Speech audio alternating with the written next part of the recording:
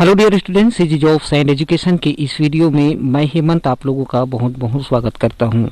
आज की इस वीडियो में हम बात करने वाले हैं कि अक्टूबर माह के असाइनमेंट नंबर 3 कक्षा 12वीं जो कि भौतिक शास्त्र पर है और यहां पर पूरे के पूरे आंसर लेकर के मैं आ चुका हूं।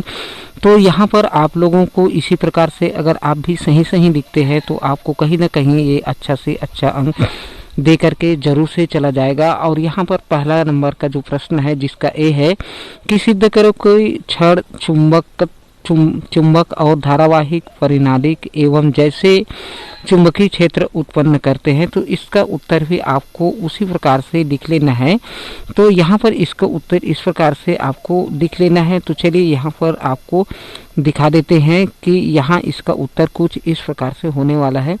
जब किसी धारावाही परिनालिका को धागे से लटकाया जाता है तो यह परिनालिका एक दंड चुंबक की तरह व्यवहार करता है।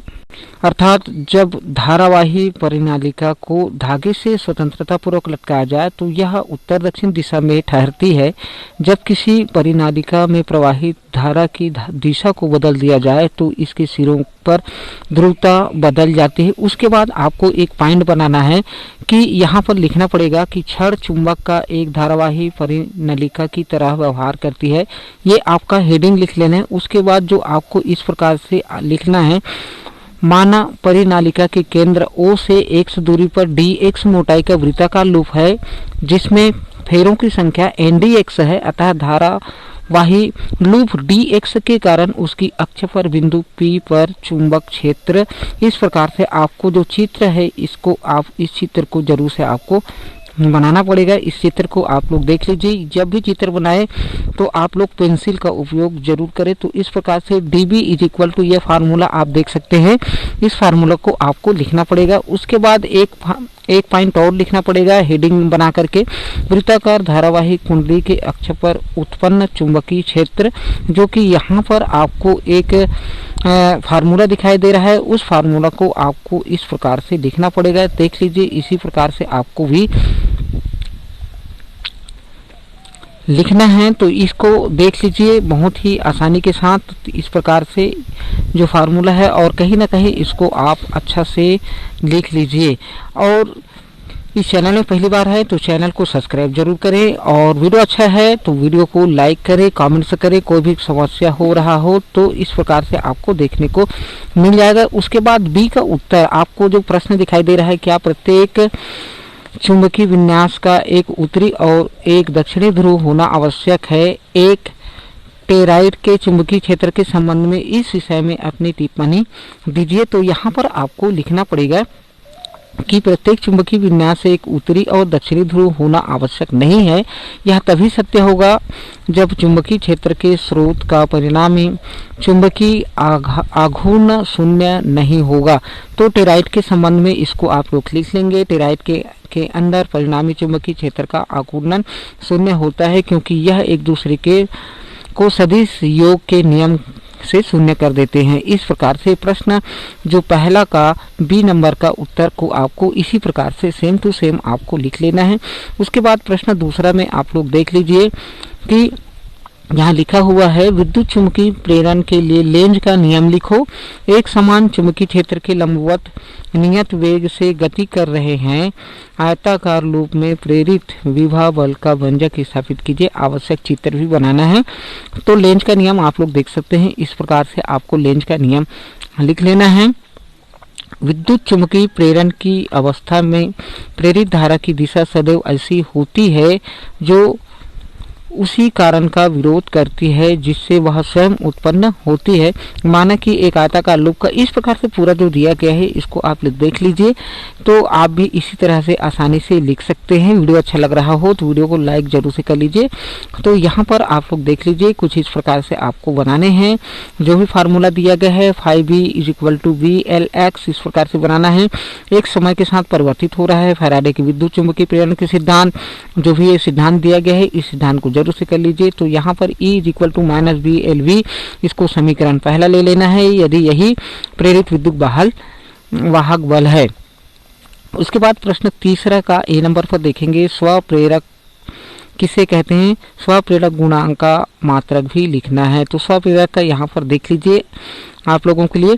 तो जब किसी कुंडली के में बहने वाली धारा के नाम में परिवर्तन किया जाता है तो उस कुंडली से गुजरने वाली बल रेखाओं की संख्या में भी परिवर्तन होता है, जिससे कुंडली में प्रेरित विद्युत धारा उत्पन्न हो जाती है।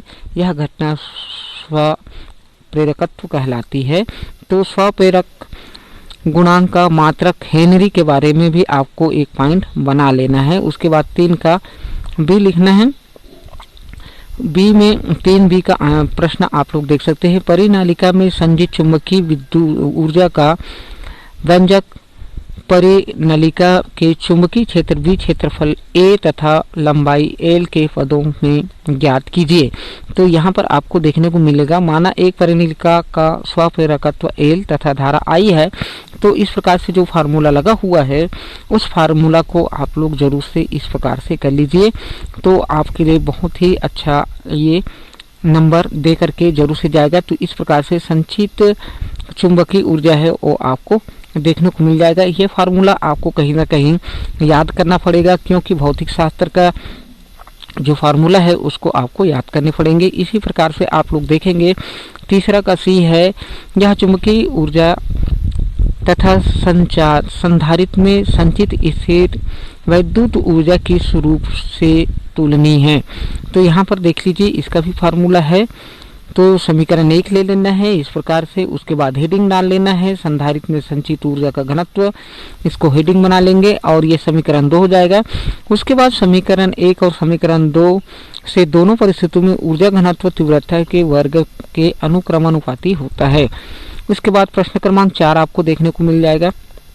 तो यहाँ पर 4 में आपको देखने को मिलेगा, केंद्रीय नाभिक के चारों ओर परिक्रमा कर रहे इलेक्ट्रॉन के चुंबकीय द्विध्रुव आघूर्ण का व्यंजक उत्पत्ति करो।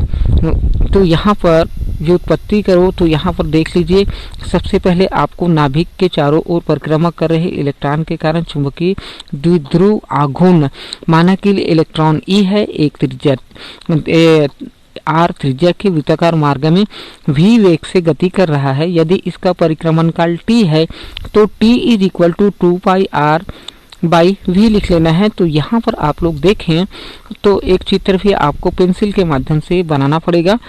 तो यहाँ पर लिखना है, यदि वृत्त का क्षेत्रफल a हो तो a इज इक्वल टू वृत्त का क्षेत्रफल पाई r स्क्वायर लिख लेना है। ये चित्र आपको जरूर से बना लेना है, जहाँ धारा इस प्रकार से इसको लिखना है। पूरा देख लीजिए, इसी प्रकार से आपको भी सेम टू सेम आपको करना है। उसके बाद एक पॉइंट बना लेना है, कक्षीय चुंबकीय आघूर्ण। तो जब कोई आवेश नाभिक के चारों ओर एक समान वृत्ताकार पथ पर गति करता है तो उसके आघूर्ण को कक्षीय चुंबकीय आघूर्ण कहते हैं। m is equal to E upon 2m into L। इस प्रकार से चक्रण चुंबकीय आघूर्ण का भी आपको पॉइंट बना लेना है। तो यहाँ पर पॉइंट आपको जरूर से बना लेना है। उसके बाद प्रश्न क्रमांक 5 में देखेंगे तो विषुवत रेखा पर पृथ्वी के चुंबकीय क्षेत्र का परिणाम लगभग 0.4 G है। पृथ्वी के चुंबक के द्विध्रुव आघूर्ण की गणना करो। तो विषुवत रेखा पर चुंबकीय क्षेत्र जो है यहाँ पर देख सकते हैं, B is equal to 10⁻⁻6 into m by r cube. तो इस प्रकार से आपको देखने को मिलेगा कि r पृथ्वी की त्रिज्या है, जहाँ पर r इज इक्वल टू होता है 6.4 इंटू 10⁻6 m आपको लिख लेना है। तो यहाँ पर देख लीजिए इसका जो फार्मूला है आपको जो कैलकुलेशन करना है कुछ इसी प्रकार से आपको भी करना होगा। उसके बाद प्रश्न 5वां का बी का जो सवाल है आपको देखने को मिलेगा, यदि पृथ्वी का चुंबकीय क्षेत्र B और इसके क्षैतिज तथा ऊर्ध्वाधर घटक क्रमशः H तथा I है, तो यहाँ पर आपको H is equal to 0.26 G, यहाँ पर आप देख लीजिए। इसी प्रकार से आपको पूरा का पूरा कैलकुलेशन करना पड़ेगा।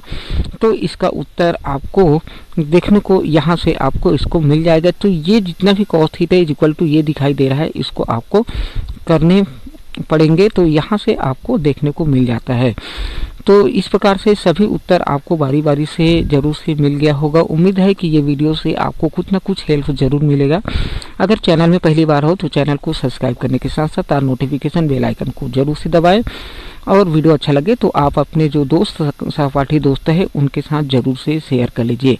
चलिए आज की इस वीडियो में इतना ही, और किसी अच्छे कंटेंट के साथ फिर मिलेंगे। तब तक के लिए जय हिंद, वंदे मातरम।